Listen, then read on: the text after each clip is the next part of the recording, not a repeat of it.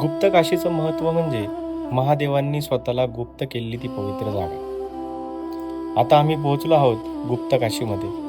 केदारनाथ यात्रेतील एक खूप महत्त्वाचं आणि शांत ठिकाण. पुराणानुसार महाभारतानंतर पांडव भगवान शिवांना भेटण्यासाठी आले होते, पण महादेव त्यांच्यावर रागावले होते.